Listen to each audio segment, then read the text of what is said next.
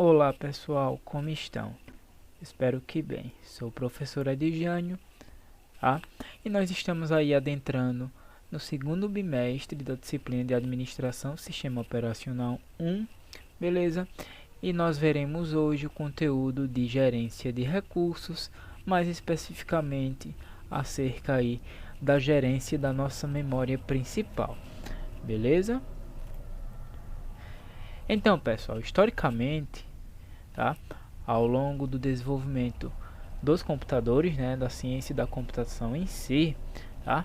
A memória RAM ela era um recurso escasso e um recurso caro também. Você pagava um preço elevadíssimo aí por cada bit ou byte a ser utilizado como armazenamento de memória primária, ok?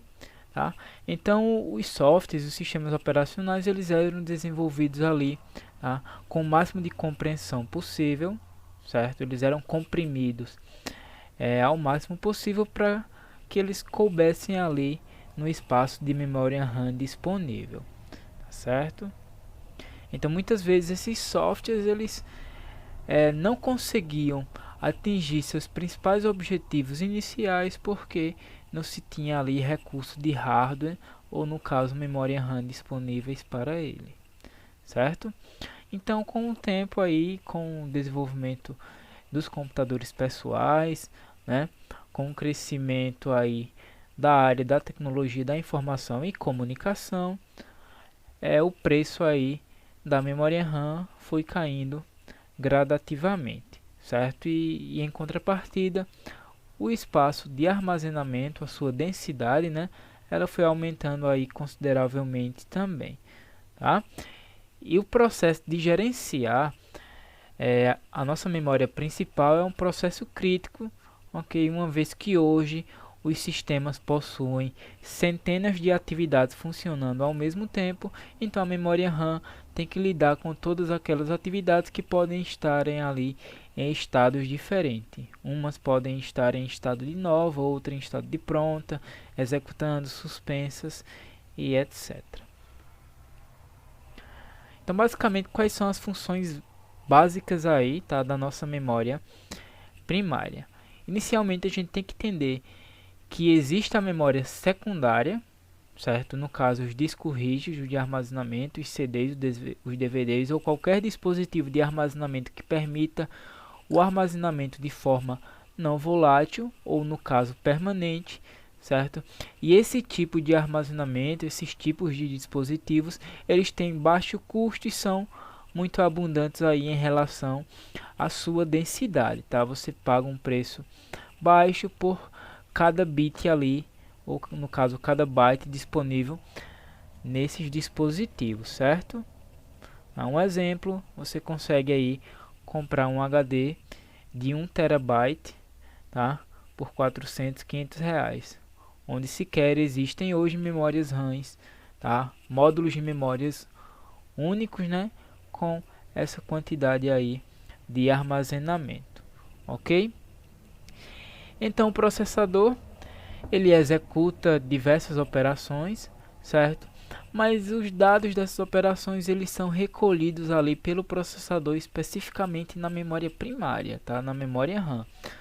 Então é necessário que todos os programas, todas as tarefas, os processos e as threads, tá, eles estejam rodando ali na nossa memória principal, no caso aí na nossa memória RAM, certo? Então é necessário que o próprio sistema operacional ele transfira os dados que estão armazenados no dispositivo de armazenamento secundário, no dispositivo no caso não volátil e permanente de armazenamento, e transfira aqueles dados ali para a memória RAM para que o processador ele realize os acessos necessários a esses dados.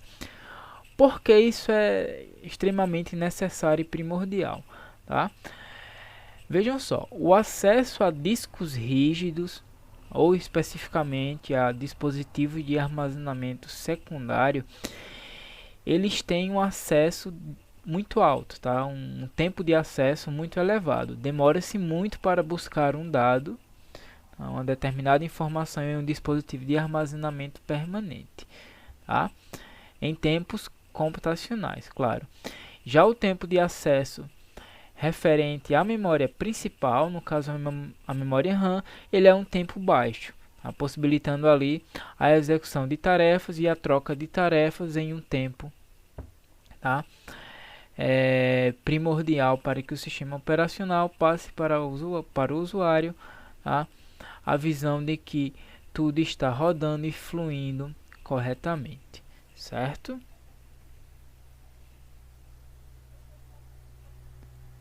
Acabei de falar essa parte. Então a gerência da memória, no caso a memória principal, tá?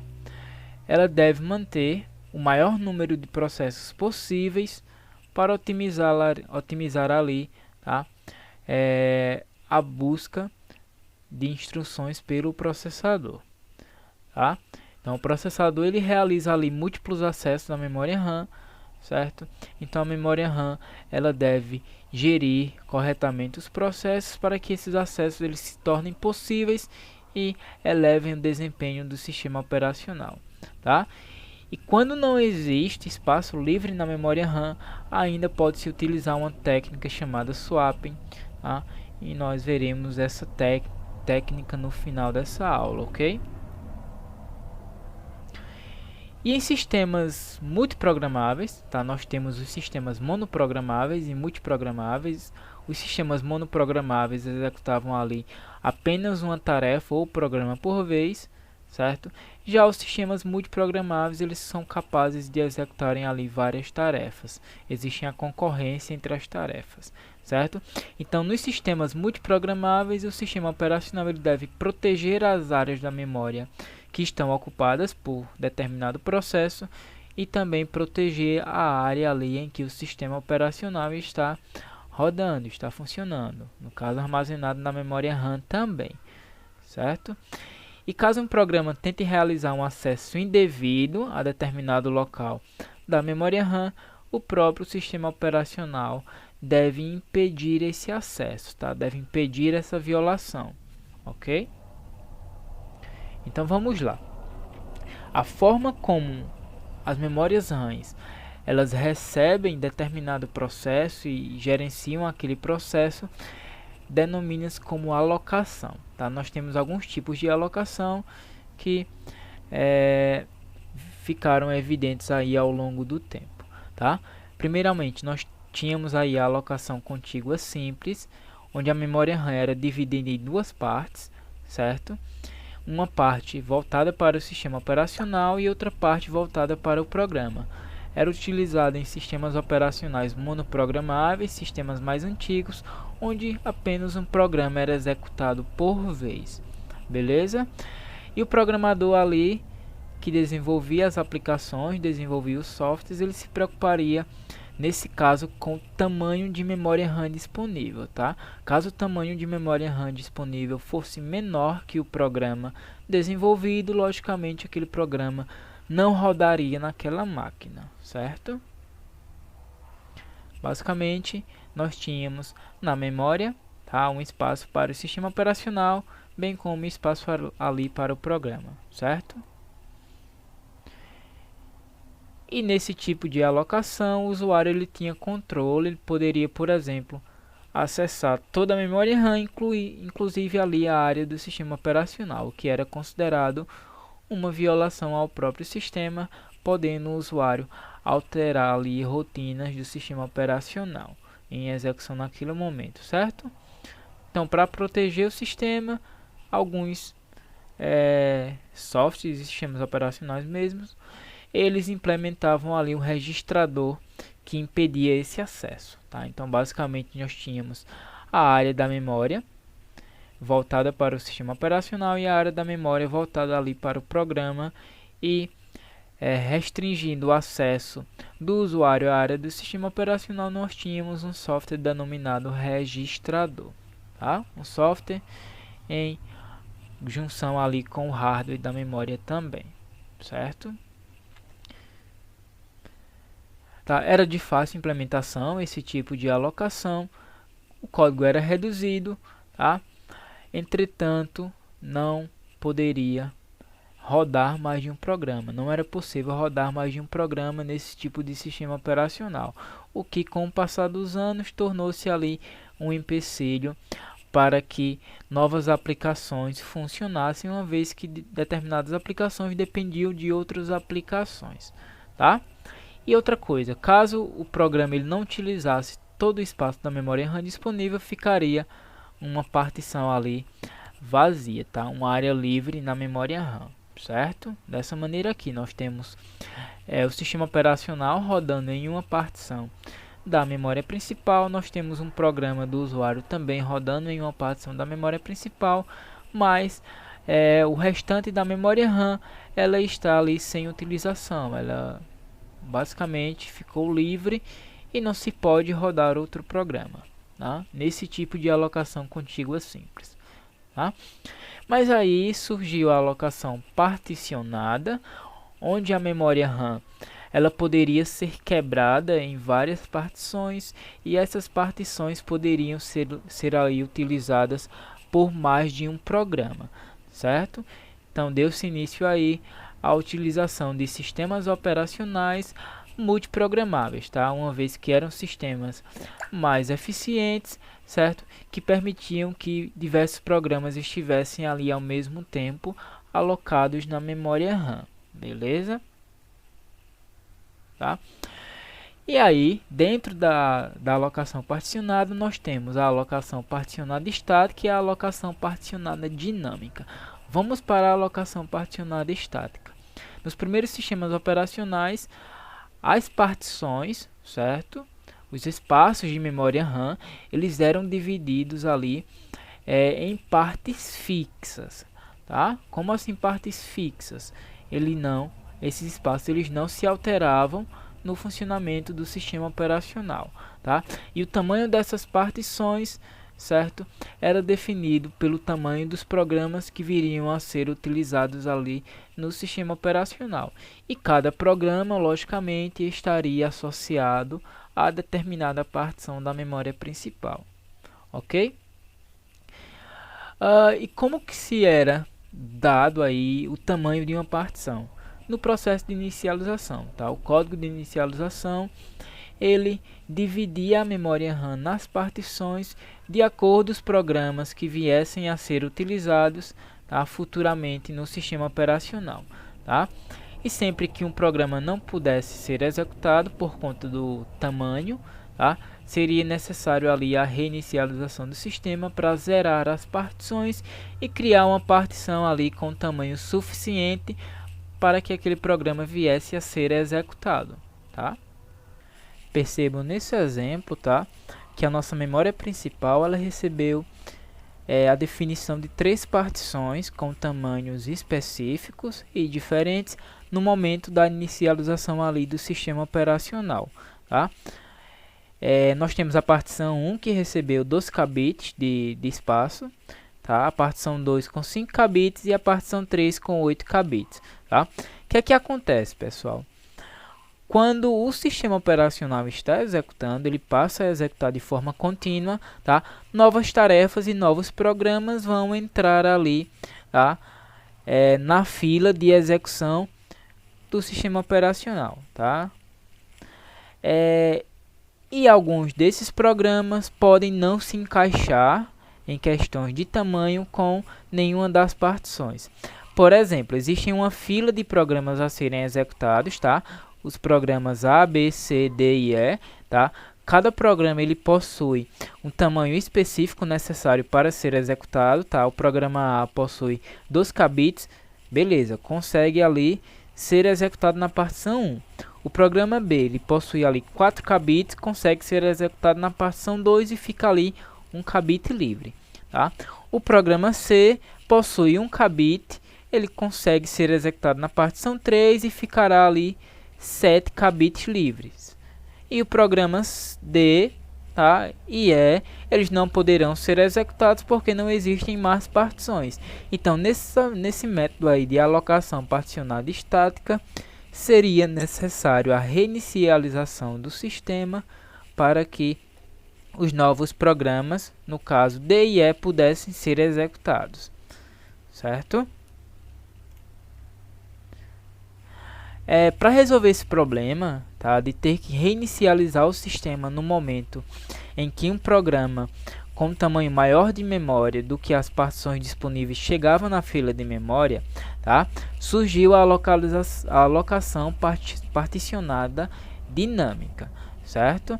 Tá, então, nesse tipo de alocação, cada programa utiliza apenas um tamanho específico, tá, e necessário para que ele possa ser executado, certo? E as partições elas são criadas ali de acordo ao tamanho de cada programa, sem a necessidade de reinicialização do sistema, ok? Tá? Então o problema aí o problema que existia na alocação particionada estática, ele foi resolvido com a inserção do método de alocação particionada dinâmica, certo? Como funcionava? Tá? Então nós tínhamos o sistema operacional rodando ali um espaço de memória da memória principal e tínhamos um espaço livre, certo? Esse espaço livre ele era distribuído entre os diversos programas que estavam ali na fila de execução da nossa memória RAM, certo? Chegaram-se o programa B, C, E e A. Tá? O programa B ele possui 4K bits, o programa C ele possui 1K bit, o programa E possui 3K bit e o programa A possui 2K bit, certo? Então, o sistema operacional, através do método de alocação particionada dinâmica, ele dividiu esse espaço livre em 4 partições com tamanhos específicos para cada programa, tá? Então, o programa B, o programa C, o programa E e o programa A agora possuem partições com tamanhos limitados à sua necessidade, certo? Tá? Embora esse método ele seja bem melhor, né, que a alocação particionada estática, tá? Ele tem um problema muito grave que é a fragmentação externa.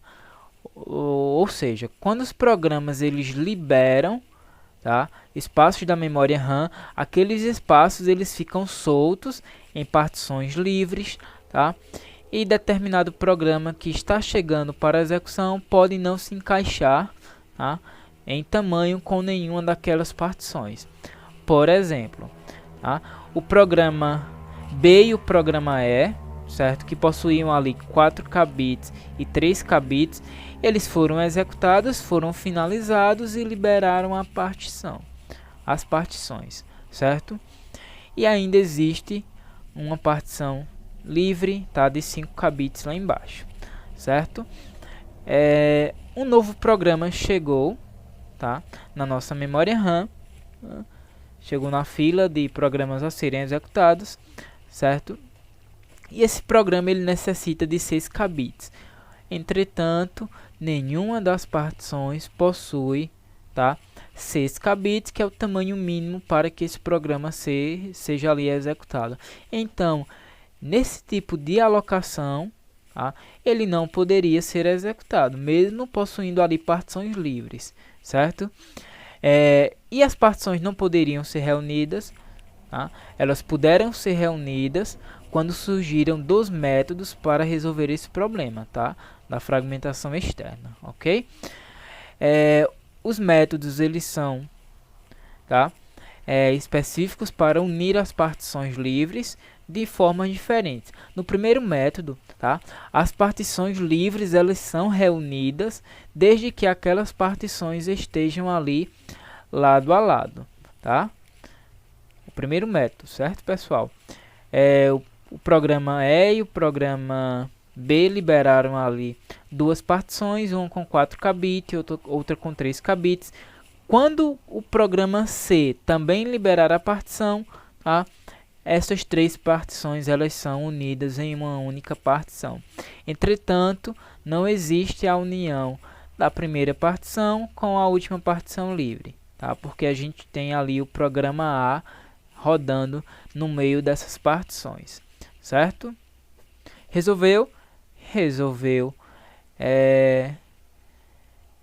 Resolveu em algumas questões, entretanto, tá? Caso um programa necessitasse ali de mais de 8 kbps de memória, ele não poderia ser executado, uma vez que as duas partições de 8 kbps e 5 kbps não poderiam ser unidas enquanto o programa A não finalizasse, certo? Mas aí existe o segundo método, que permite que todas as partições elas sejam realocadas em uma partição única, tá? Consiste aí na exclusão das partições e criação de uma partição única, certo? Mesmo caso, certo? Programa B liberou uma partição, programa E liberou uma partição e a gente tem outra partição ali embaixo livre também. Então, o sistema operacional ele exclui essas partições e cria uma partição nova, juntando ali os espaços de armazenamento de cada uma das partições. Então, nosso programa que necessitava de 8 kbps, agora sim, de 6 kbps, né? Agora sim ele pode ser executado porque nós temos uma partição de 12 kbps.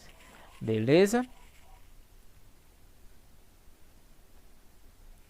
Tá? Embora, certo?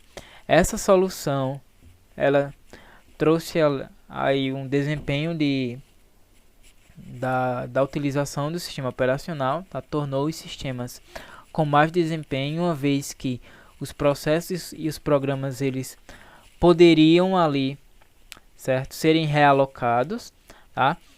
Muitas vezes um programa ele não pode ser executado porque não existe mais nenhuma partição livre na memória RAM, ou no caso não existe nenhum espaço disponível na memória RAM para que ele seja executado. Então outra técnica surgiu, e essa técnica é chamada de swapping, certo? E o que é swapping, tá? Ou memória swap, tá? Quando a memória RAM não possui mais espaço para que novos programas utilizem, certo? Que novos programas venham a utilizá-la, tá? O sistema operacional ele pode reservar um espaço de memória de armazenamento em um disco rígido, em um disco de armazenamento permanente, ou no caso ali um dispositivo de armazenamento secundário, certo? Então a técnica é aplicada para os programas ali que estão esperando por memória principal livre, certo? E como que funciona, tá? O sistema operacional ele analisa todos os programas, tarefas, atividades, processos ou threads que estão em execução na memória RAM, certo? Verifica qual processo, qual tarefa, qual atividade tem a menor chance de ser executado. Ele retira aquele programa, tá? Armazena aquele programa no disco rígido, no dispositivo de armazenamento secundário, certo? E entra com o programa ali que estava necessitando de espaço na memória RAM, tá? O processo de retirar um programa da memória RAM para uma memória secundária é chamado swap out, certo? Ou seja, saída para swap, tá? E o processo de transferir do dispositivo secundário para a memória RAM é chamado swap in, que acontece quando a memória RAM já possui espaço livre e o programa que foi retirado da memória RAM para o dispositivo ali de armazenamento permanente, ele pode retornar para a memória RAM, certo? O sistema operacional ele deve selecionar o processo com menor chance de ser executado na memória RAM, como eu falei, tá? E os processos retirados geralmente estarão em modo de espera, não será um processo que está em execução ou interação com o usuário naquele momento, tá? Então, como que acontece? Percebam aí um exemplo que na nossa memória RAM nós temos uma partição reservada para o sistema operacional e mais 4 partições, uma com o programa A, outra com o programa B, o programa E e o programa G, tá? Não existe mais nenhuma partição disponível na nossa memória RAM. E chegou ali o novo programa para ser executado, tá? O sistema operacional ele analisa dentre esses 4 programas qual deles tem menor chance de ser executado, tá? E retira aquele programa, o transferindo ali para um arquivo de memória swap no nosso dispositivo de armazenamento secundário, certo? Ele realiza ali o swap out, e nesse caso ele retirou o programa B para o dispositivo de armazenamento secundário, né? Beleza, o programa H agora pode ser executado na partição que antes pertencia ao programa B, certo? E o B, o nosso programa B, ele continua ali armazenado no nosso dispositivo secundário, de armazenamento secundário, né? O programa B ele só vai retornar para a memória RAM, só vai acontecer o swap in quando algum dos programas na memória RAM liberar a partição, quando ele for finalizado, certo? Então, no nosso caso, o programa G foi finalizado, há novamente uma partição livre, e agora o swap in, a entrada de swap, pode acontecer porque já existe uma partição disponível para que o programa B seja armazenado na memória RAM, certo? Aí vale lembrar, certo, que dispositivos de armazenamento secundário eles têm um tempo de acesso muito alto, demora-se muito para acessar esses dispositivos, tá? Então, logicamente, quando é utilizado aí a memória swap, o desempenho daquele programa, certo, ou do sistema operacional como um todo, ele cai bastante, porque estamos ali utilizando um dispositivo de tempo de acesso alto, tá? Diferente da memória RAM, que tem um tempo de acesso baixíssimo, ok? Essa foi a aula, pessoal. Caso vocês tenham aí alguma dúvida, contatem o professor, certo? E aqui estão nossas referências, caso vocês queiram se aprofundar no conteúdo. Espero que tenham gostado. Até a próxima.